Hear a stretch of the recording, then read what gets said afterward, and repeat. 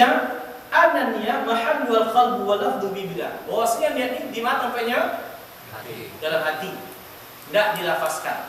Karena niat ini adalah amalan hati. Karena amalan itu banyak. Ada amalan hati, ada amalan lisan, ada amalan anggota jawarih, anggota badan.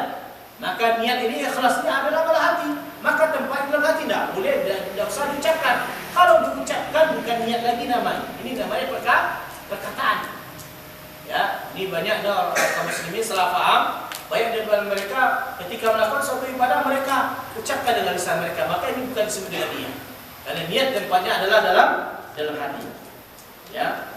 Kemudian wajib bagi kita menjauh dari perbuatan riya. Ini bahayanya.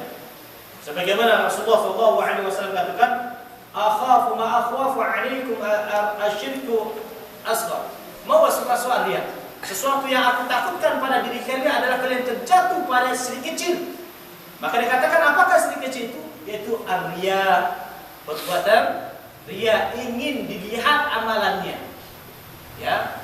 Terkadang dia sholat di samping kawan diperbagusinya caranya. Ya supaya apa? Supaya dilihat oleh kawannya. Ketika dia membaca Al-Quran diperbagusi bacaannya supaya apa? Supaya dilihat oleh kawannya. Maka ini riya. Ya, hati-hati. Jadi jauh. Ya, wajib bagi kita untuk menjauhkan diri kita dari perbuatan riya. Nah,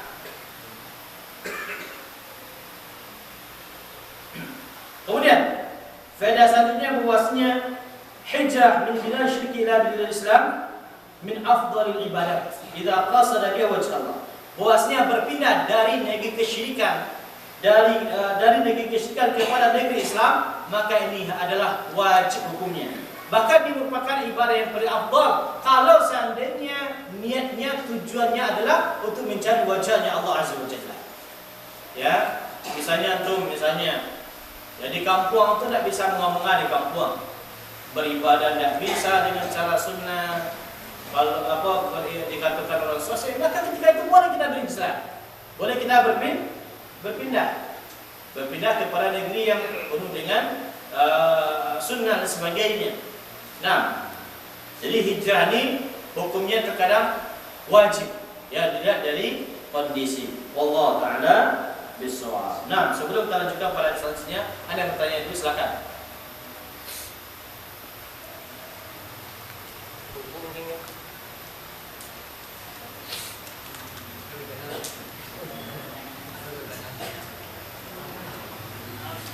Nah, silakan.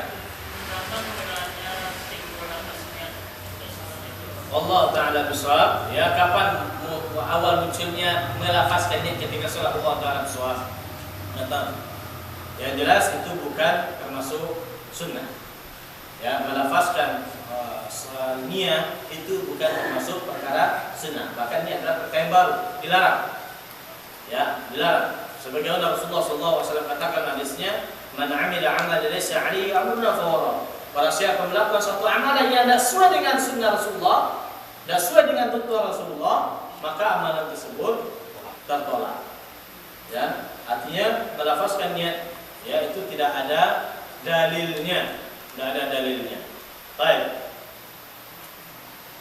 Silakan Ibu. Salam. Berniat di dalam hati ketika sholat, berniatnya misalnya melangkah tangan takbiratul ihram. Tidak mesti di saat kita mengangkat takbiratul ihram. Kita mendengar azan dan terbit, kita mau sholat subuh, itu sudah niat. Ya, atau kita sudah mau berwudu, untuk apa berwudu? Ini tergantung pada niat tadi. Ya, niat itu bisa membedakan ibadah satu dengan ibadah lainnya.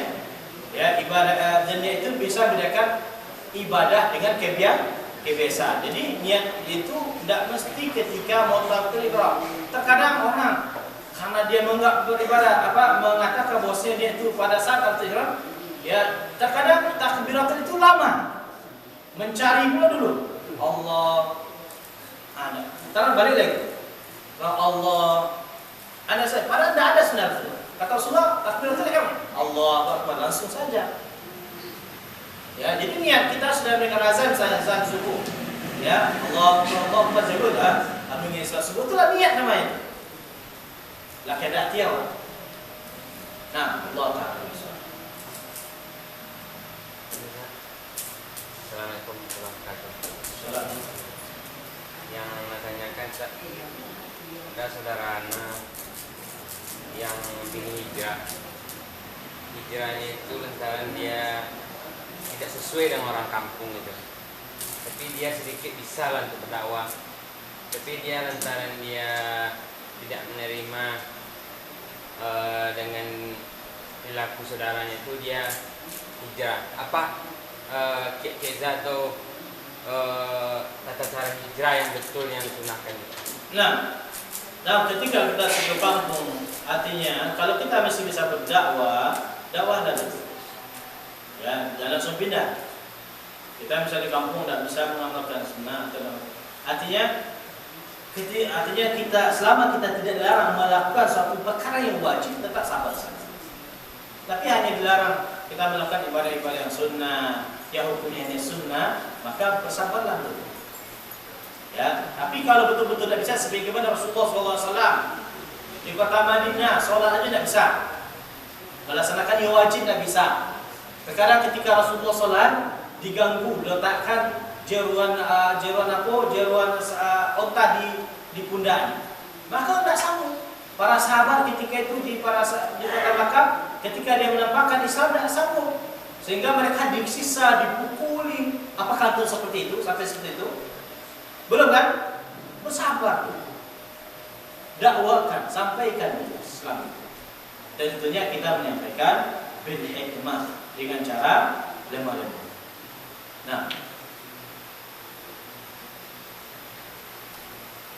Nah, ibu ada tanya, Mama, silakan. Bapak, silakan, Bapak. Ustaz, tanya Ustaz, kok sudah menyimpang dari tema Pak? Dia jauh menyimpang, Pak. Oh, masalah khulafaur rasyidin, kita sudah masuk itu Ustaz. Khulafaur rasyidin, apa itu Ustaz? Nah, Khulafaur Rasyidin adalah khalifah yang diangkat setelah meninggalnya Rasulullah Sallallahu Alaihi Wasallam. Ya, Khalifah Rasyidin itu yang pertama ada Abu Bakar Siddiq, Umar bin Khattab, kemudian Utsman bin Affan, kemudian setelahnya adalah Ali bin Abi Thalib. Itulah Khalifah Rasyidin. Nah, jadi kita diperintahkan untuk mengikuti sunnah mereka. Ya, kata Rasulullah Sallallahu Alaihi Wasallam mengatakan, ya, man ya'ish minkum ba'di fasal ikhtilafan katsira. Barang siapa yang hidup di antara kalian setelah nantinya Rasulullah, maka kalian akan mendapatkan perselisihan sangat banyak perselisihan. Ya. Maka apa kata Rasulullah? Alaikum bisunnati wa sunnatil khulafa'ir rasyidin. Maka wajib bagi kalian untuk mengikuti sunnahku dan sunnah para khulafa rasyidin. Adbu 'alaiha bin nawajis. Ya, maka gigitlah sunnah-sunnahku tadi, kata Rasulullah, dengan gigi geraham kalian. Artinya betul-betul digigit, betul pegang. Ya, di saat kita melihat persisian yang banyak persisian itu banyak. Maka kita berpegang teguh kepada sunnah Rasulullah dan sunnah para khulafa ar-rasyidin itu khalifah setelah Rasulullah sallallahu alaihi wasallam. Nah, Allah Ta'ala. Nah, silakan Ibu, ada lain, Pak. Kita lanjutkan hadis yang kedua lagi. Baik, kita lanjutkan hadis selanjutnya. Hadis yang kedua, ya, dari dalam kitab Tafsir Al-Albani. An Abi Hurairah radhiyallahu anhu qala. Dari Abu Hurairah radhiyallahu anhu qala, dia berkata, qala Rasulullah sallallahu alaihi wasallam, la yaqbalu Allah salata ahadikum idza ahdatha hatta yatawadda. Bahwasanya tidaklah Allah menerima salat salah seorang di antara kalian apabila dia berhadas sehingga dia berwudu. Ya. Baik. Jadi dalam hadis ini Allah Subhanahu wa taala atau Rasulullah sallallahu alaihi wasallam menjelaskan kepada kita,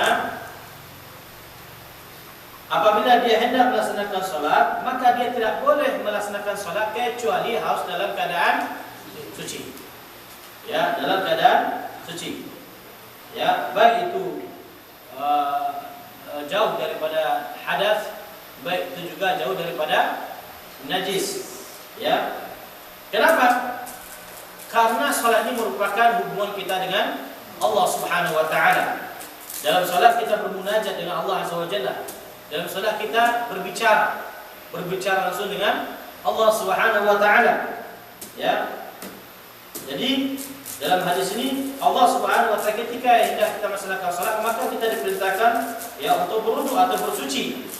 Ya, apabila seorang melaksanakan salat dan dia tidak bersuci, ya, maka amalan salatnya mardud, ya, tidak akan diterima oleh Allah Azza wa Jalla.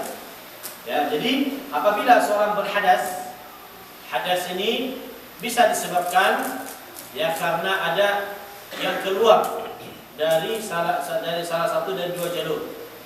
Ya, baik itu keluar angin, maka kita berhadas. Ya, sebelumnya Anda tanya kepada Bapak Ibu, apa perbedaan antara hadas dengan najis?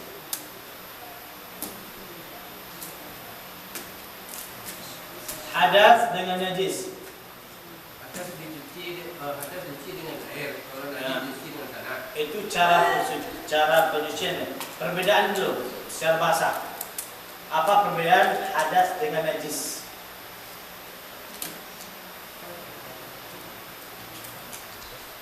Anak muda, ayo jawab.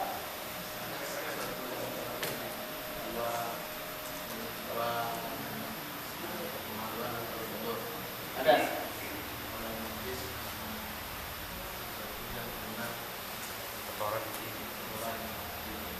Belum. Satu yang keluar itu najis. Apa? Hadas dengan najis apa bedanya? Ya mungkin paham buat, tapi mengungkapkan dengan apa yang mungkin paham tuh kan, tapi membahasakannya itu gak upaya. Ibu, coba bahasakan ibu, coba. Hadas dengan najis, apa bedanya ibu?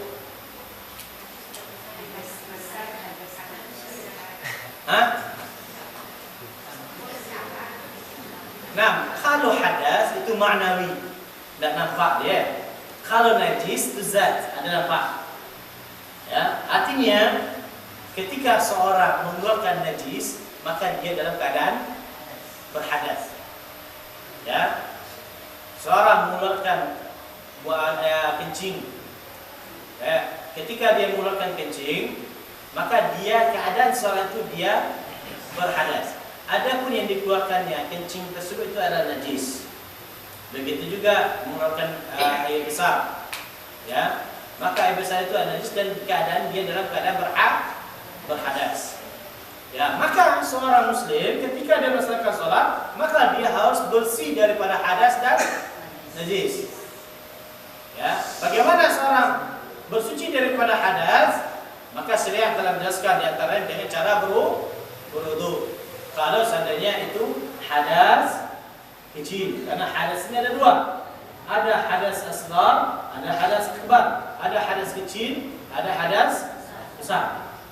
Ya, ketika seorang terkena hadas kecil, maka cara mensucikannya itu dengan cara berwudu atau kalau tidak ada bisa berwudu dengan tayamum. Kalau seorang itu berhadas besar, ya, maka cara bersucinya adalah mandi.